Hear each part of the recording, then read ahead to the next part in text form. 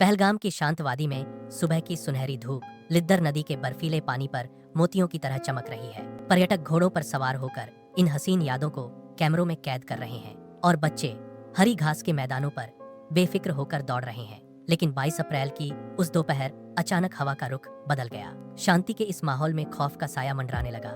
दूर घनी झाड़ियों के पीछे से 3 संदिग्ध साए बाहर निकले। अचानक गोलियों की गूंज ने वादी की खामोशी को चीर दिया। हर तरफ चीख पुकार मच गई। पर्यटक अपनी जान बचाने के लिए इधर उधर भागने लगे।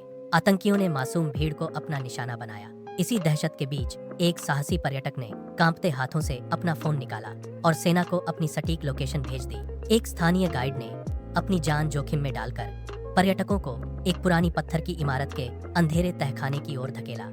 वहां एक पिता ने अपने मासूम बच्चे को अपनी जैकेट के भीतर ऐसे छिपा लिया जैसे वह दुनिया की हर मुसीबत से उसे बचा लेगा। तभी आसमान में हेलीकॉप्टर की भारी गड़गड़ाहट सुनाई दी। सेना की गाड़ियां धूल उड़ाती हुई बिजली की रफ्तार से मौके पर पहुंची। जांबाज कमांडर ने गरजते हुए आदेश दिया, पूरे इलाके को घेरो, कोई भी आतंकी बचकर नहीं निकलना चाहिए। ऑपरेशन शुरू हुआ।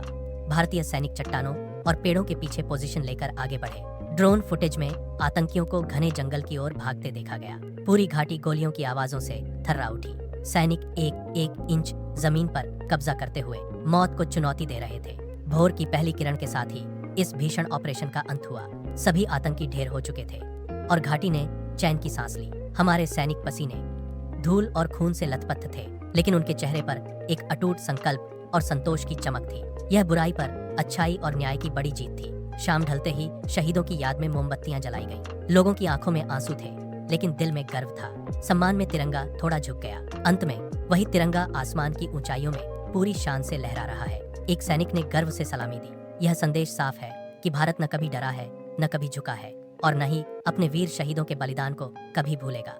जय हिंद, जय भारत।